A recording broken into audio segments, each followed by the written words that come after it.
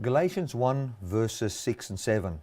I marvel that you are so soon removed from him that called you into the grace of Christ unto another gospel, which is not another, but there be some that trouble you and would pervert the gospel of Christ. So Paul comes and he says that the gospel of Christ is called the grace of God. And this grace of God is the influential power of God that gives us victory over sin and death. This we're going to see later on in Galatians 5 very clearly.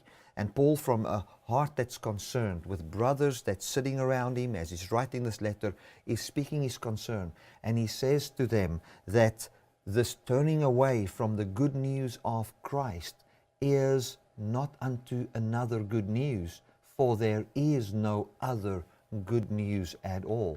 And by saying that, is actually saying that the other message that is preached to them is actually people coming in to trouble them.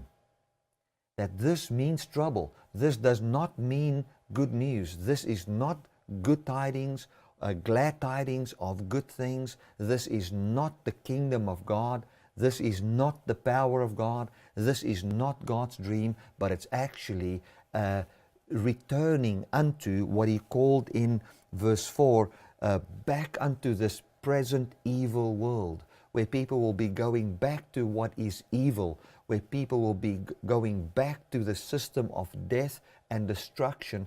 And we can see already here that Paul is in his heart carrying a concern of these people's lives being utterly destroyed by sin and death again, because they are turning back unto a message that doesn't have the power of the Christ, where Christ is the ruler over sin and death.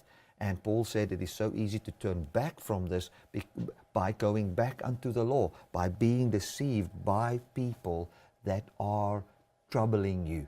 We can see that Paul's whole thing, the emphasis of what he is saying, is actually all about the Apostle Paul coming, and what he is doing is he is bringing forth a message of power, and he doesn't want people to lose this power. It wasn't just about just believe the right thing.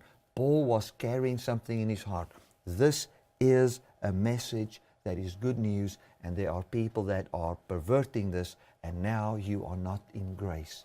Now you are not under the influential power anymore. Now, in the back of Paul's mind, he's got this feeling that all manner of destruction, all manner of fruit of the flesh will start to break forth in their lives again. And we will see that in verse 8, and what is actually calling this other gospel.